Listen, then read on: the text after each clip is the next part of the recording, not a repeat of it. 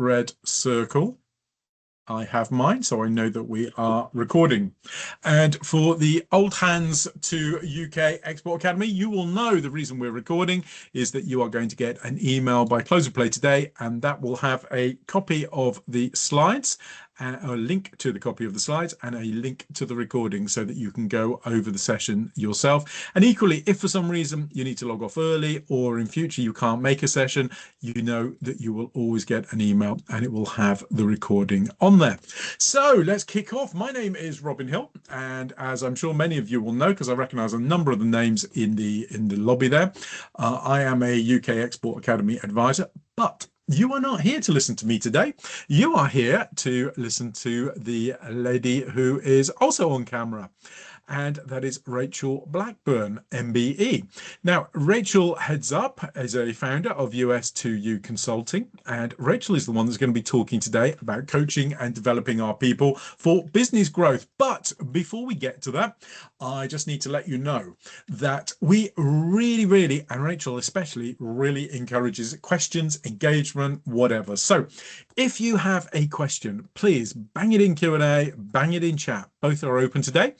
And what we're going to do is at the end of the session, there should be 10-15 minutes or so. We're going to go through those questions and you will be able to pick the brain of Rachel, and she'll be able to give you her answers, her thoughts, her opinions. And I'm imagining, Rachel, just for the privilege of being able to do that under normal circumstances, I'm sure you'll be charging hundreds and hundreds of pounds. But the situation today is there's no charge. You will get that free of charge.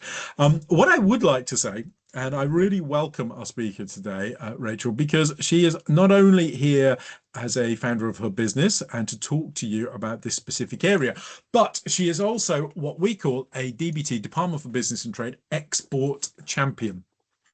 And an export champion, we have a panel, I think there's about 250 or so founders in business, leaders in business, and they give us their time absolutely free of charge.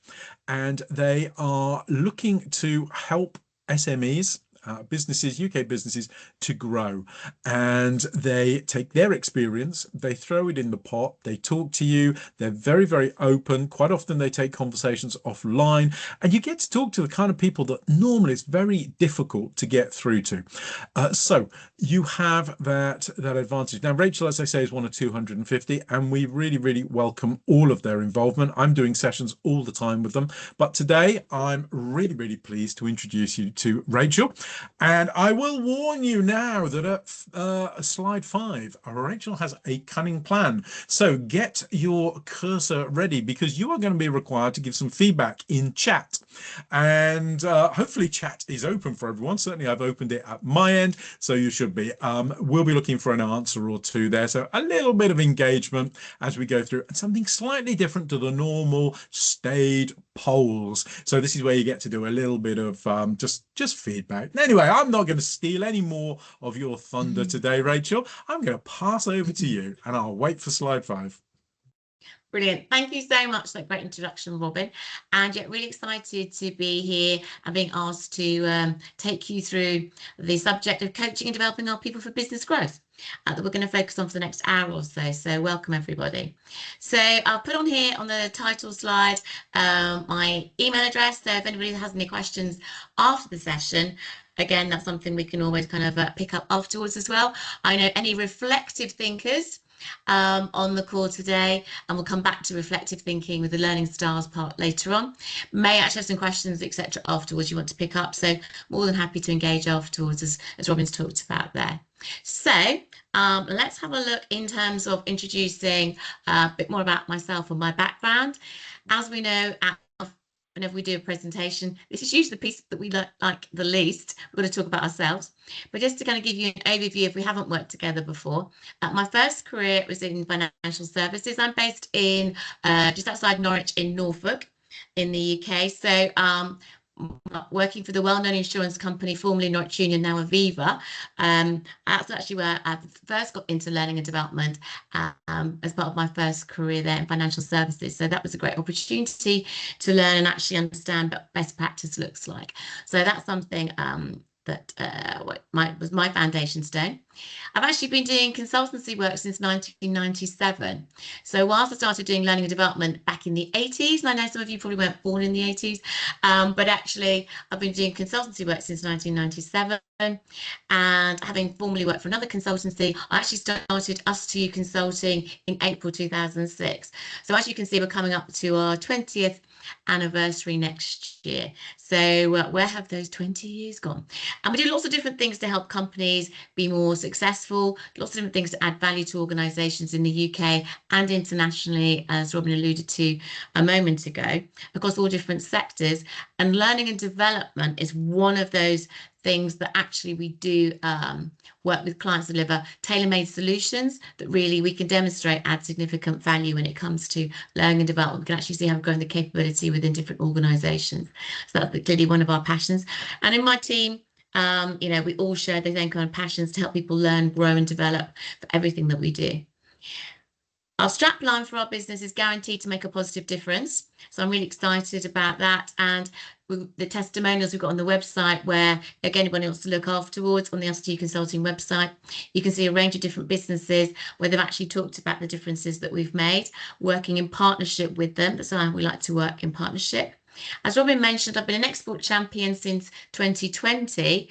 So that's really taking the experience of Us2You Consulting, having worked overseas, but also having helped some of our clients work overseas to develop their businesses.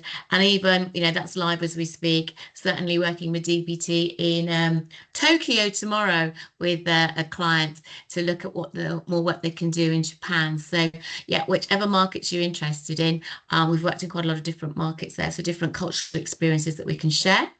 And one of the things I suppose has been exciting news for 2025 is that Department of Business and Trade, who have had a relationship with them for a number of years, nominated me last year. So this year became an MBE for support to the business community and to exports. And indeed, one of the things I try and do within our business is inspire people. One of our values is being inspirational. So one of the things I've been doing at the minute is taking the kind of medal out and about with me to kind of show people, try and inspire people. If somebody, a normal person from Norfolk, so to speak, can actually achieve that, then let's dream big and think about what we can do with our different businesses and so on to actually achieve success. And it's always great to get recognised by the country as well. So that's a bit of an overview in terms of my background. So hopefully you found that interesting. And again, we've all got profiles on the website of myself and my team.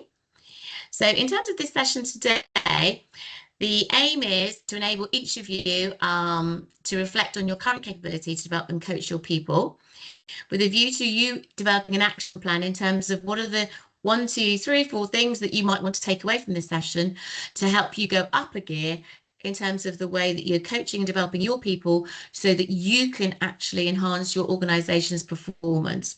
I believe most of the people on the call are from businesses, but I believe we have some university people and so on as well. So whatever sort of organization you're in, I guess it's looking at where you are now and what you can do to really move up a notch there, which is going to help you, your organization, etc. there.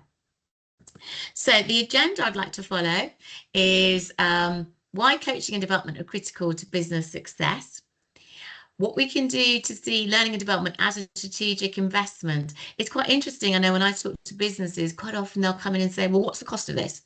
And I guess when it comes to learning and development, whilst there may be an upfront cost, I always say, well, let's only invest in it if we can see how we're going to get a significant return on that investment further down the line. So I do think it's important seeing learning and development, the investment of time, effort, money, etc.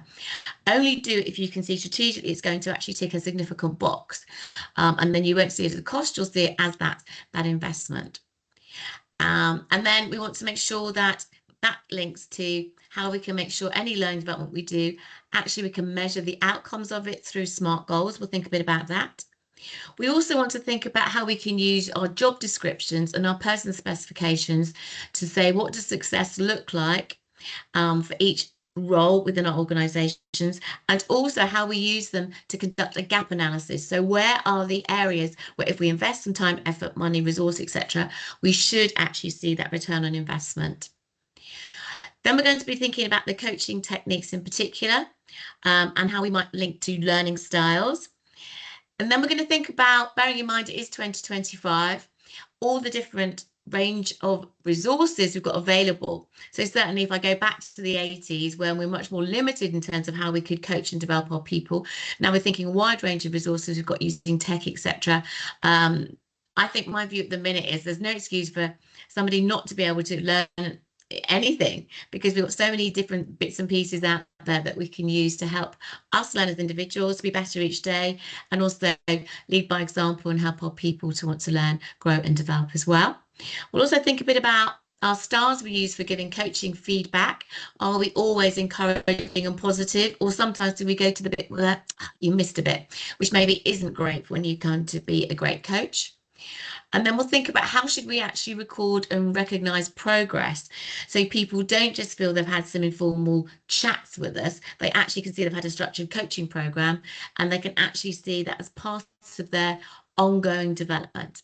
And then, as Robin says, we'll have questions and answers at the end. So that's the agenda I propose to follow. And then if we go back to the first part of the agenda there, why coaching and development are critical to business success. So clearly I have a view, bearing in mind it's a core part of our business, why it's important to do that. But I was thinking it might be interesting to get some feedback from you. So if you'd like to type the answers that you have into the chat, so it'd be good to just get some feedback that Robin will look at and summarise in terms of where you're sitting in your organisation, whether you're a micro business, SME, public sector, whatever.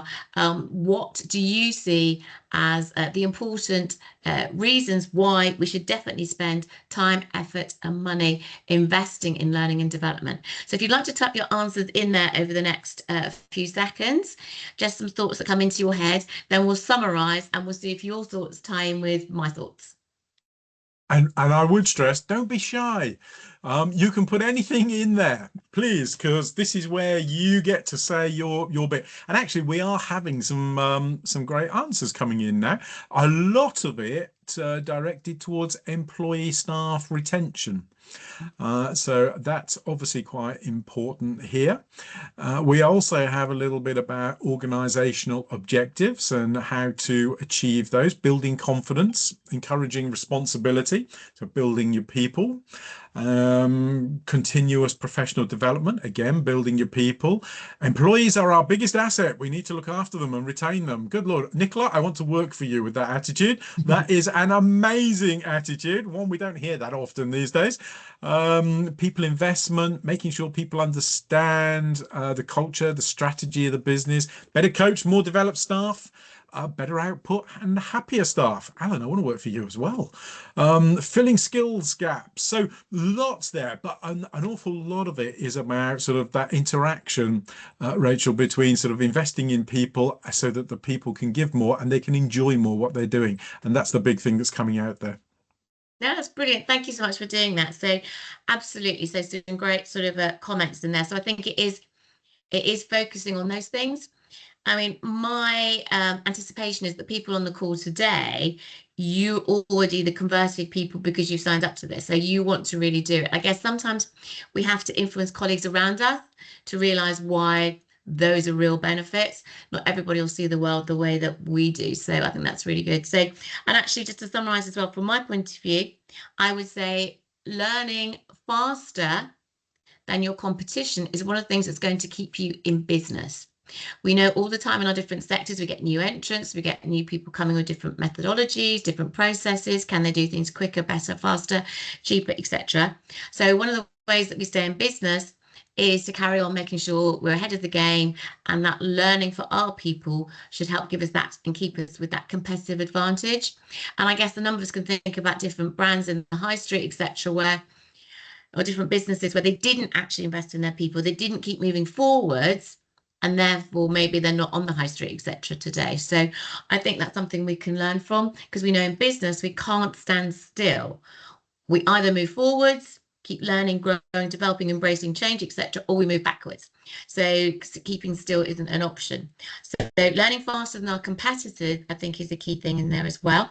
Love all the things about retaining staff, attracting staff, keeping staff motivated. All the surveys we ever look at in terms of staff engagement always have learning and development in there.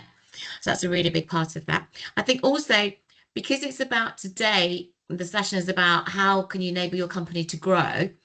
If we're going to grow, then we've got to think about succession planning as well. Maybe people doing certain roles today, they're brilliant at those roles. What can they be doing for us in the future as our business grows? Is the opportunity for them to take on bigger roles, in which case, how do we prepare them for the future? So I think succession, certainly with any company we work with, we only work with companies who are wanting to grow and do things differently and better for the future. So succession planning, I think, is a key thing. Also, I think let's not forget our customer service, making sure that all our staff can get things right first time for our customers, so our customers can rave about us and therefore recommend us, etc. Great customer service, I think, is a key benefit in there. The efficiency, making sure we're not wasting time, effort, and energy on getting things that aren't done right first time. That's the big one in there. And that then links clearly to keeping our costs under control. Paying people to do things right first time means you've got to pay them once. We haven't got wastage in terms of time, effort, resource, materials, etc., depending on our different businesses. So lots of reasons why, we actually should invest. So I think it's being clear in our own mind why we want to invest, but also using that shopping list of points there sometimes to get our other colleagues on board who maybe don't always share that passion. So I think, we're quite clear about some of the reasons why we should then.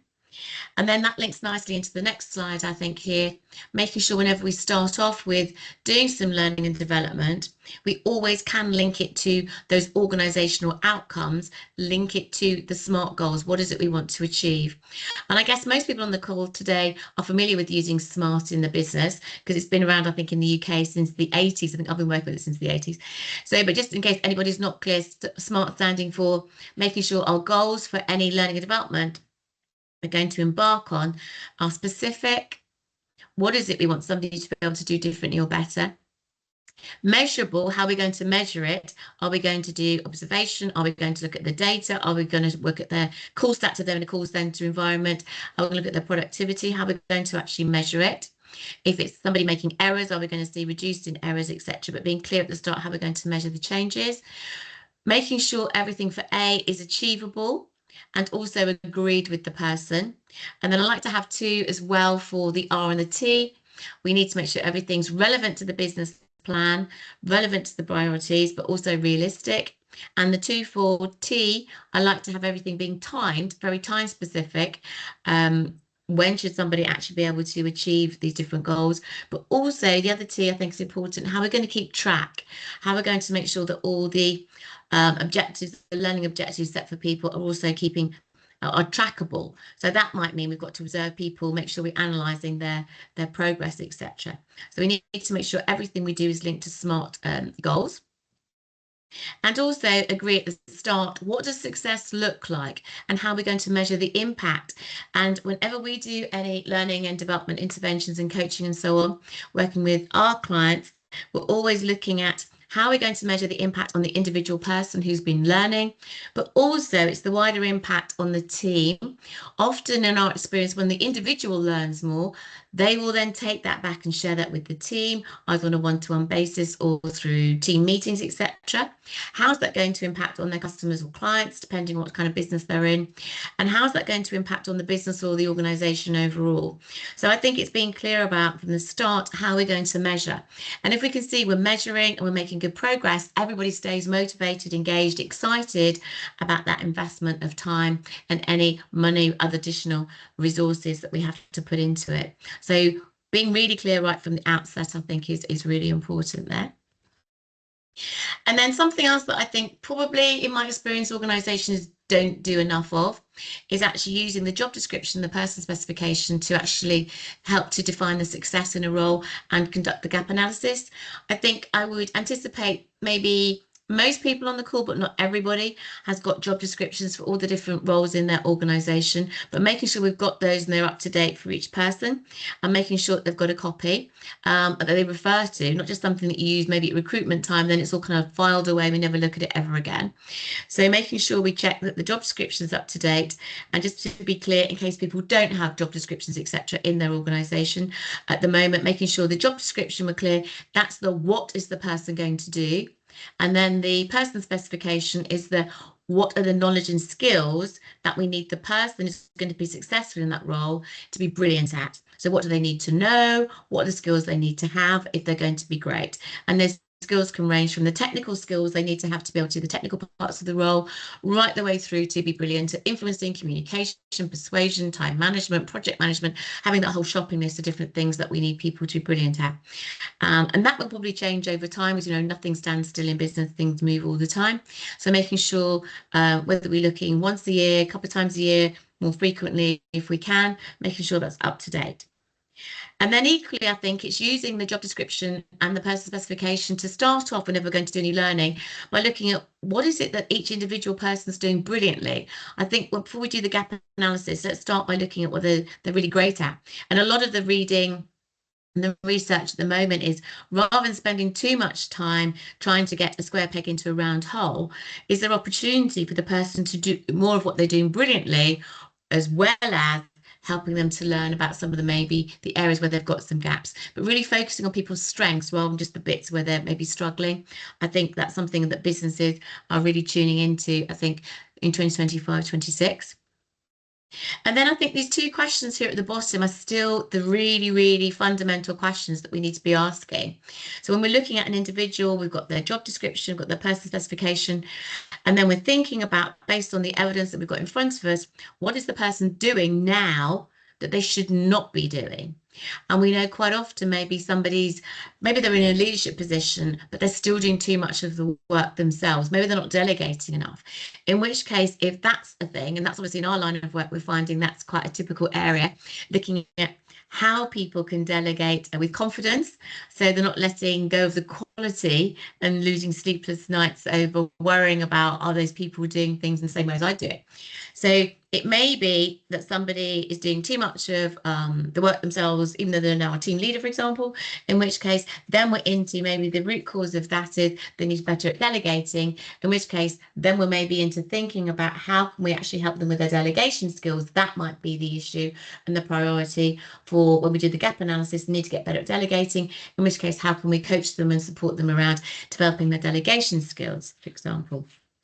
Or it may be that actually they're not actually somebody who loves change.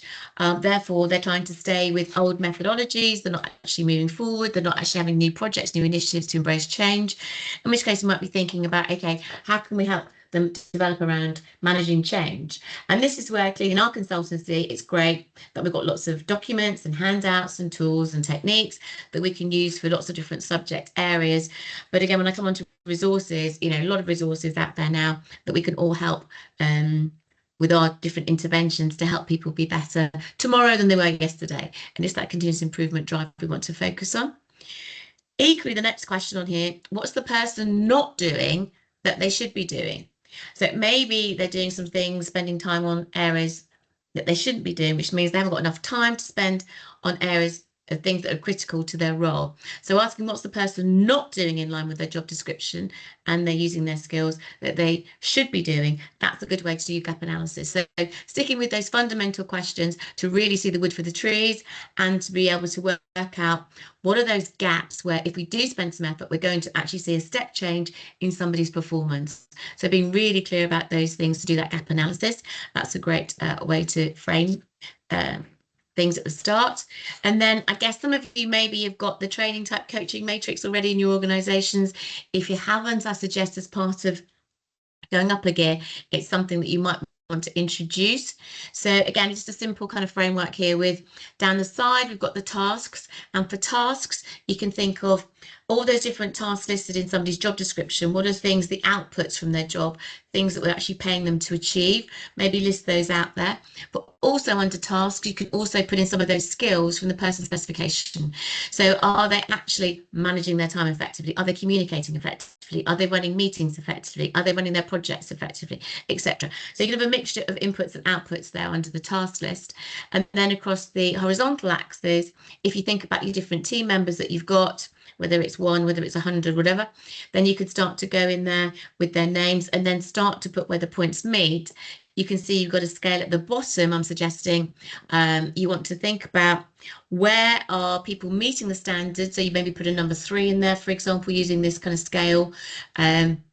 Where are people meeting the standards? That's great. Let's celebrate the fact people are meeting your standards, your high standards you've got in your business. Equally, there you've got opportunity for people exceeding the standards. If it's a real strength of theirs, then maybe they're the kind of person that you want to use to coach other people in terms of that particular task because it's a real strength of theirs. Equally, you've got some codes in there, maybe number 2, where's there a minor shortfall? Somebody's just got a bit of a gap between where you want them to be and where they are today, in which case, if you spend a bit of time, effort, etc., you might be able to nudge them along to be able to hit the standards you want to see. And then you probably want a code like number 1 or something where there is currently a significant gap. Either they haven't got any experience or any competence in that area, or if they're doing something, you know, actually they're making mistakes, they're doing it too slowly, etc. So you know if you spend some effort in that area, you should be able to bump them up with your coaching skills. So having something like that for your different team members. Again, always remember your GDPR, because again, you've got some sensitive information on this kind of chart here. So make sure you keep it held the data sensitively and appropriately, but it's a good way for you to start to see and prioritize where you might actually spend some time to really see a step change in the performance, both in individuals and in the team. So that's something I'm suggesting you might want to use, refresh, update, etc., depending on whether you've used that sort of thing before. And then if we get into coaching techniques, I think we understand the training is usually maybe following the SOP, the standard operating procedures or checklist or whatever. Training typically is taking people through step 1, step 2, step 3, making sure they've got the knowledge and skills to be able to do the job at a basic level. Quite often then coaching is then the next stage when people have got the basics there. We want to make sure that we're asking great questions to challenge the person so that each person then can develop in a way that develops their competence and their confidence. And I guess it's those 2 C words that we have to focus on when it comes to developing people. We need people to be brilliant at their competence in relation to each task, but also their confidence. We think one without the other isn't very satisfactory at all. If we think back to what people in your teams are doing right now, if somebody's competent but not confident, then probably what they're doing, they probably maybe got stuck on something 5 minutes ago, but they're going to wait until you're available to check with you, are they doing the right thing, which is slowing down your productivity and your efficiency. So if somebody's competent but not confident, that will slow you down. If somebody conversely is confident but not competent, goodness knows what they've been doing whilst you've been on this call, maybe making all sorts of decisions and promises because they're confident, but maybe haven't always got that competence to understand the ramifications of what they're doing and making sure they're doing it appropriately in line with your procedures and so on. So we know we need that competence and confidence coming through. And then I think the next thing to think about when it comes to coaching is we actually can break down the coaching opportunities we have into reactive and proactive coaching. On the basis that, let's start with proactive coaching. So the proactive coaching is the kind of coaching we're talking about. Once you've done your training matrix, your coaching matrix, you can start to see those gaps. You can now schedule in time to say, okay, Tuesday afternoon at 3 o'clock, I'm going to spend some time with that person, going through that part of their role and doing some proactive coaching. And you're maybe going to spend a number of Tuesday afternoons at 3 o'clock or whatever, taking them through a coaching journey until you're nudging them along. They're getting more and more competent and confident, then they're hitting the standards, then you don't need to coach them in relation to that part of their role because they've kind of got it. So you've got the proactive coaching where you're planning things in advance, and that's something that maybe you want to do a bit more of, thinking about how can you do that and making sure you see a return on the investment of time, etc. there.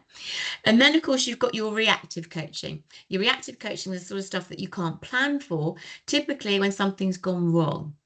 Somebody's made a mistake, you've had a complaint, somebody's made an error, and then actually, rather than thinking, oh my word, what's going on? What have they done this time?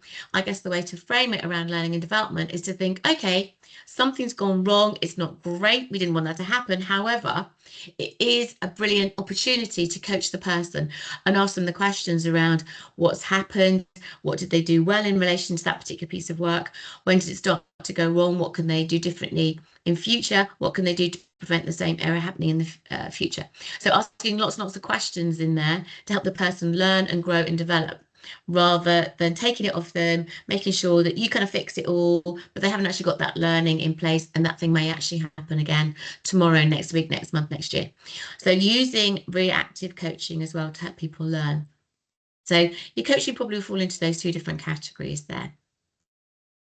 And when it comes to coaching techniques and models, there are quite a few different coaching techniques and models, maybe some of you have used before. The one that we like to use at us to consulting is the ask, ask, give model, probably because it's the simplest and everyone should be able to remember it after the session, a week on Wednesday, a week on Tuesday, whatever. But it's only got those three different aspects, the ask, ask, give. And in terms of putting that into the real world, it means that the first question we should be asking to the person is, in relation to that piece of work that we want them to be able to develop in, ask them what's going well. Every time they do that piece of work, what are things that they think they're really confident and competent to do? So what's going well? So ask lots of questions around the positive thing. And just at this point, ask those questions and just nod and listen, maybe make a few notes of what they're saying, but just really get the person to do a little mini audit in relation to that part of their work, what they think is going really well. Try not to intervene and interrupt them at that point. And then equally, the next question, ask them what could they do differently and better. So in relation to that piece of work, what are things they'd like to be able to do differently and better? Is it the fact they say they want to be more confident, they want to understand the processes that happen before it, after it maybe, what are the things they want to do differently and better? And just again, nod, listen, note those things down. And then once you've actually heard from them, then you can give your feedback and make sure you always start with a positive. So if they've just finished saying, well, I think I'm not very good at ABC part of the job, don't then start with, yeah, you're right, you need to get better at that. Always make sure you go back to, yeah, well, I understand that you think this is going really well in relation to that piece of your work. I agree. I think it is going really well. I'm really happy with what you do there. I think it's really amazing what you do. Always start with some positive, and you've got to find 1, 2, 3 positive things to say before you can then go into all the developmental stuff around what the person can do differently and better. And by this point, you'll know if you're on the same page. You will know if what they think they've got to do differently and better ties in with what you think they should do differently and better. So then you're having that kind of conversation, and then you can ask them questions about what they can do differently and better, when they can do it, how they're going to do it, who else they need to help them, etc. Then you're into doing your action plan and next steps. So you build that trajectory of continuous improvement there.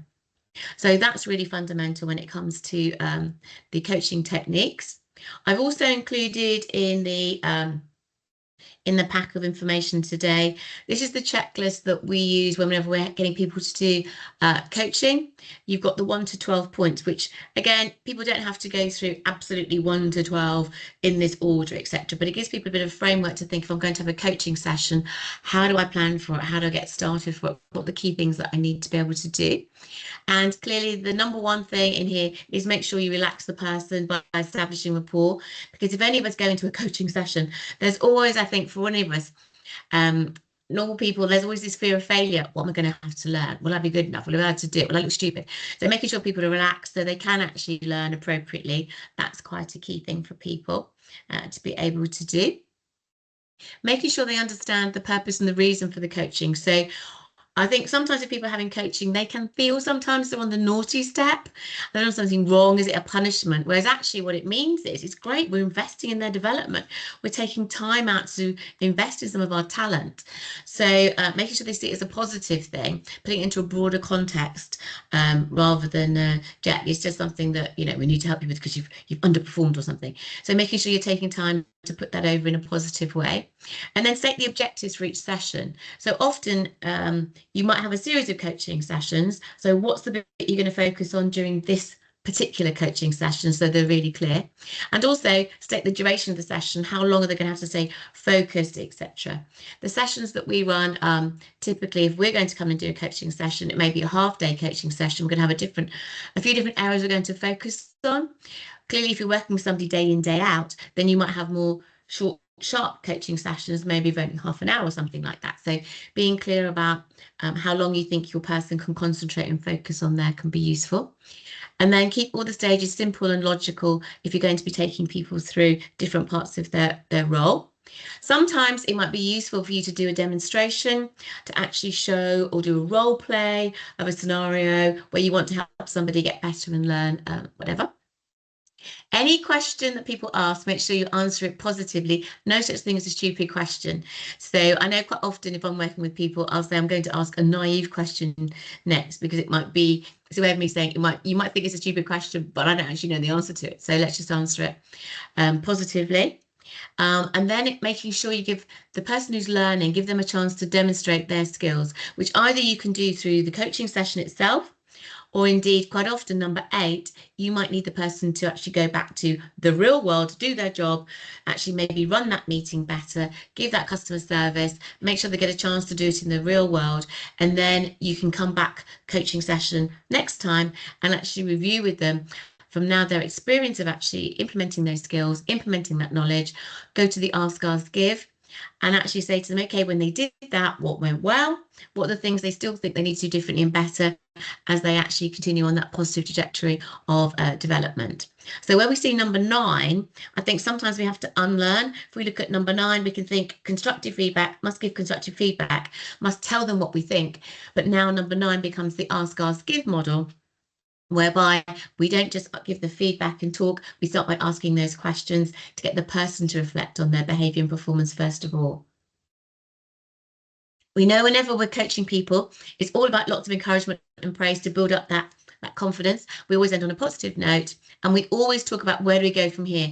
When's the next time we're going to have a check-in with the person to review their progress? That's really important as well. So people always know if they're going to get together for another session, they know they've got a week, a month, whatever it is, a day, whatever time frame you decide is appropriate. Therefore, it focuses the mind so people actually carry on with that effort and energy to make sure they continue to implement new skills and improve. That's certainly my experience. Clearly, something else to think about when you're getting into coaching is learning styles. I guess probably some people on the call have done more work on this than others. So we can either do the what I call the quick and dirty way of finding out about somebody's learning style, which is asking them last time they bought tech at home, for example, who actually read the manual, whether it was still a paper manual or a virtual manual, who actually read the manual versus who actually just sort of plugged it in, charged it up and started pressing buttons.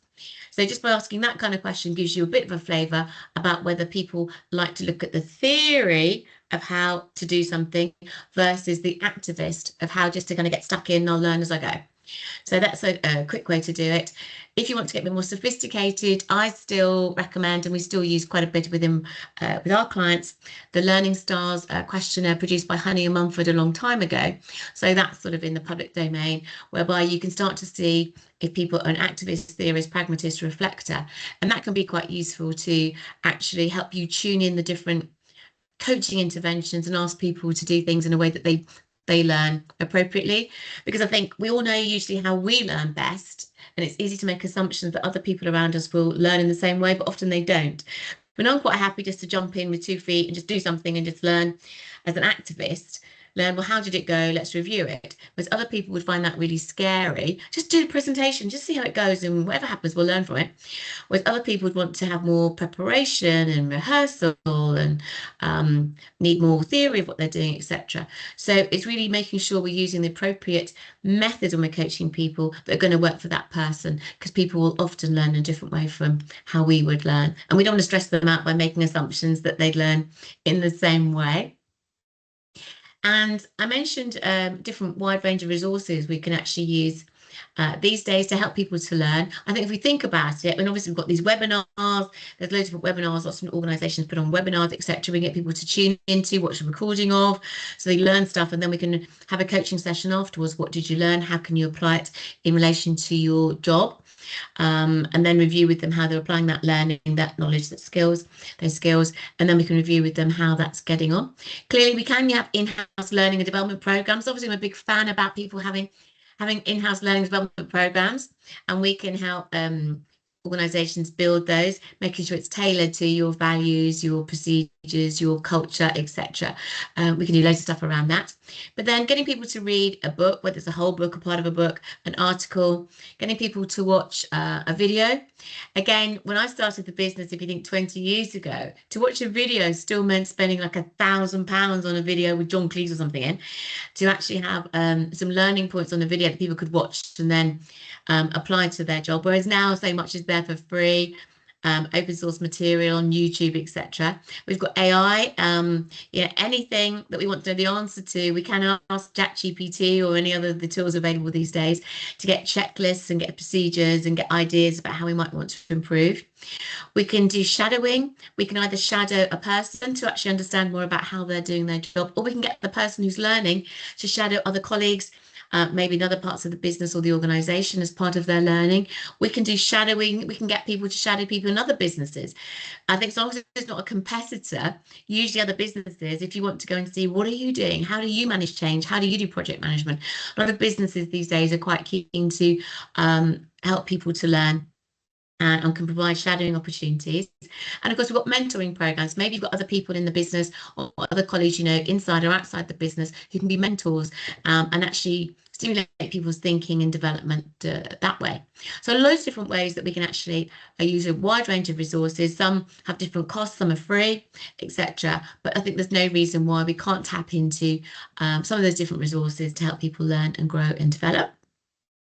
And then if we think about other styles of giving coaching feedback, then I think one of the things I would always say is making time to observe people, analyze the progress of people where you are helping them to learn. So you've got specific things to feedback. So the next coaching session you have with somebody, rather than just saying, well, it seems to be going okay, making sure you've actually taken that time to actually say, well, I can see your progress in relation to this part of your job. I've been analysing it and I can see you have gone from here to here. Your meetings you're running are more effective. The way you're dealing with conflict is more effective. The way you're managing your projects is more effective. The way you're doing that technical part of your work is more effective. So making sure you've got the specifics to feedback so people can really learn from the bits where they're being able to change. Making sure you always start by reviewing the positive. I know I keep emphasising that, but I think there's something particularly about UK culture that we can go to the you missed a bit rather than building up people's confidence. And being aware of the language that we use. Whenever we're doing coaching, development for our people, our clients, we always have some role play around this bit, some exercises, because it's very easy to say, oh yes, I think that the piece of work you did, that's quite good. If you say to somebody in a coaching environment, it's quite good, it can sound like it's a failure. So if actually it was very good or you're extremely pleased, big it up a bit and actually make it sound that you are really pleased rather than, yeah, that was quite good, because that can actually come over as negatively if you're trying to learn something. And always agree next steps to keep driving that continuous improvement. What's the next part of the development that somebody can work towards, so we don't stand still ever, we keep moving forwards. And then recording and recognising progress. This is typically a document that we'll produce with any clients that we're working with. Again, it's not rocket science, but again, it's making sure we have the discipline that through any coaching session, it's always recorded.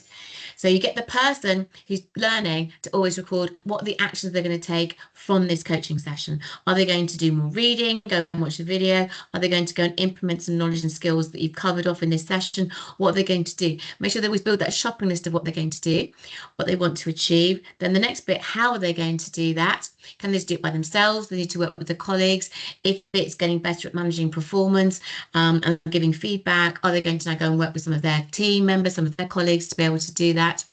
Then target date, when are they going to do it? We know if things don't have a target date, something with a target date will always come in and take priority. So making sure we encourage people to give a realistic target date. We can't always do everything tomorrow, but what can we achieve, say, in the next month or so, to keep nudging that performance along. And then we've got a column in there whereby people can then review their progress. So people can actually see at the next coaching session how far they have actually come. So people can actually feel energized and engaged by seeing that progress. And then when you do actually have formal performance review meetings, I guess a lot of people on the call will have those, then all this stuff can feed into the maybe 6 monthly performance reviews. You've actually got some documentation you can feed in there nicely to actually see how far people have come. And if people feel they're making progress, they're more likely to stay engaged with your business, feel happy, motivated, get better customer service, and so on. So that's really important part of what we're doing there. So I think those are the main things that I wanted to cover off. And I guess that then gives us a bit of time to have some questions and answers. So hopefully I've gone through quite a few bits and pieces, not too quickly there, but there's some stuff you can then refer back to as well. So have we got any questions, Robin? Well, so far we have one question, so probably people are thinking about what they want to ask, having listened. But a question here from Robin. I like the coaching techniques list. Is this a checklist? What's the purpose of the observations and comments column? Oh, so let me just go back to which we're talking about. We're talking about this one. That's the one. Yeah, that Oh, looks like right, it. okay. Yeah, brilliant. Yeah, so the idea is then you can use this for so typically we'll have it on a one pager. Clearly to put it on the slide, we've got it kind of is sitting across the page there. So typically have it as a one pager. So we can use that to help prepare. So if we're going to go in a coaching session, so prepare for ourselves, key things that we want to maybe make down our notes and our comments, anything we want to do to make sure we don't miss a bit, to make sure we're organized. Because I think we get into coaching, we realize coaching isn't just something that you can do. You got to do some preparation. You can't just really just rock up and do it. You got to think about it and give some thought to it. So you can use the observation and comments box to do any preparation, things, key points that you must definitely cover. But also you can use it when you're actually coaching somebody to make sure that any things that are really relevant to the conversation, you've noted them down, things that you want to cover next time, you can note those down. So it's just really a free-for-all to just use it as you want to. But make sure if you're actually going to be a coach, you're probably going to build up a number of these over a period of time. Then tell the story about the coaching journey that you've taken people on. Lovely. There we go, Robin. That's your answer. Does anybody else have any questions? If for some reason you'd rather ask your question verbally, just stick your hand up and I can come to you on microphone. Another question here from Robin. Any tips on observing and analyzing progress of your people to give specific feedback when you manage a team mostly remotely? Which, of course, many people that's the way these days, isn't it? Yeah, and I do think that's particularly challenging. And that's where, we need to have those kind of quality measures in when people are remote. And it would depend clearly in terms of sort of work that they're doing. But I think it is starting up by having that intention and it's setting aside some time, first of all, to think about what it is. So if you've got people, for example, who are talking to your customers and they're doing that remotely, then I do think it's about then listening into some of those calls, doing some quality calls, whether you're doing it live, listening into the calls, whether you do it by recording. But if you've said, well, you want people to get better at giving customer service, managing conflict, dealing with difficult customer situations, etc., if that's taking that scenario, then it is about when they're working remotely, how and when can you actually spend some time checking in to make sure that the quality is there? If they're working remotely and they're managing projects, then maybe set up a specific call to actually or get them to run you through their project management techniques or whatever they're doing. But I think it's that taking time out and then agreeing between the two of you how you can actually still monitor and keep control so you've got that specific feedback to give. Lovely. Thank you. There we go, Robin. That's your second question answered. There's no limit on questions, so come back if you would like to. Catherine Stoker. Hi, Catherine. Nice to see you again. One of our regulars. Any tips on delegation, please? How to nurture confidence to take responsibility? So yeah, certainly with the shall I stop sharing my slides now and put that onto there? Yes, brilliant. So if we're delegating, as that's one that I kind of referred to earlier, that's going to make sure I can see it on the screen See now. that? Yep. So yeah, we've got the we have our 6 top tips that we use this all the time. So I've just picked out a couple from our kind of library of materials here, the managing change and the delegation, because these are some of the most popular ones. That, and I think assertiveness, we use that all the time. Probably every intervention we do seems to cover this. So yeah, the 6 steps I'll just kind of read out here. So we've got a checklist here that we often explain to people when they need to get better at delegation. We go through these 6 steps that I'll run through in a second.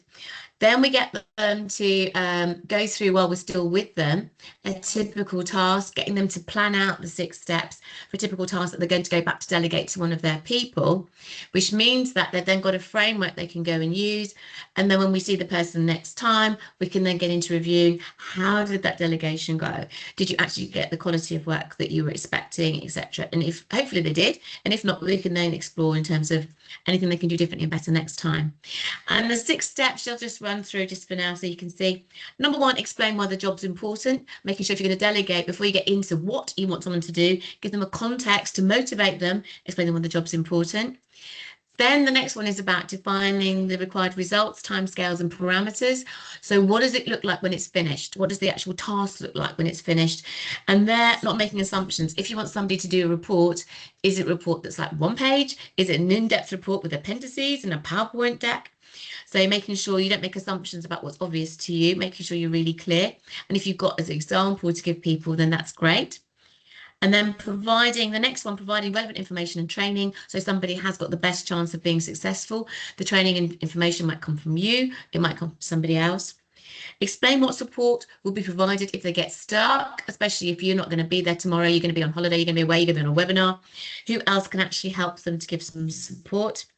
Those ones should be quite straightforward. The next one is ask for feedback to check understanding. And this is where the delegation thing can go wrong, in as much as the question that wants to come out of our mouths is a closed question, like, did you understand that? Is that okay? Whereas actually, if you're delegating, you want to say, just run me in your own words, just run it past me, what exactly you're going to do, how you're going to do it, when you're going to do it. So get feedback to check understanding by asking more open questions. And then the last one on here for delegation is set up controls. So if somebody's got a week to do something, don't just hope they're going to do it in a week, it's going to be delivered. So in that week, set up controls, punctuation points where you're going to check in with the person, whether working remotely or working in front of you. Just check in with them, just check how it's progressing. So rather than waiting and have a huge stress at the end because they haven't started it or it's gone horribly wrong, set up those controls so everything can be happening in a cool, calm fashion. And then you pick up early days if it's not going quite right and they need more support or more guidance or more training. So yeah, the delegation one I think is quite a common one because people get promoted to be leaders because they're really good at doing stuff, and now you promote them and now you say, well, don't spend so much time doing stuff, delegate. And it's a bit of a steep learning curve, I think, for a lot of people. Okay, and so that situation where somebody you do delegate, for example, and somebody takes it on board, they have all the confidence, alas, it goes disastrously wrong. Sort of handling that afterwards, how does that pan out? Well, clearly, we like to think if you stick to the 6 steps, the delegation, it won't go horribly wrong. It won't go horribly wrong. But I think it's just making sure that we don't miss out any of those steps, especially the controls. So you check if it's a small issue rather than it's a huge issue, and they promise something to a customer and you can't deliver it, or it's too expensive, or whatever it is. You pick it up early days because you've got those controls in place for the quality, etc. So equally, if something has gone horribly wrong, I think the fact is we can't change history. All we can do is influence the future. And I think the important thing is that if somebody has done something that's gone horribly wrong, it's a bit like the reactive coaching I referred to a little while ago. The important thing is all we can do is help people to learn from it, not make the same mistake in the future, but not lose their confidence. So if people lose their confidence, they just won't do that thing ever again. They don't want to do that piece of work ever again. Or next time that piece of work comes around, they'll go for stress. It's the real world. This is what people will do in the real world.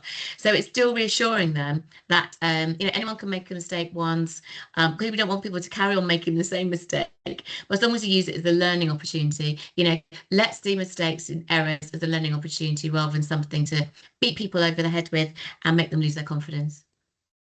Lovely. Okay. It doesn't look as though there are any more questions. We have a thank you for your session from Sarah. Have to drop off now, but really appreciated this. Catherine, great tips there. So she's just coming back and saying thank you.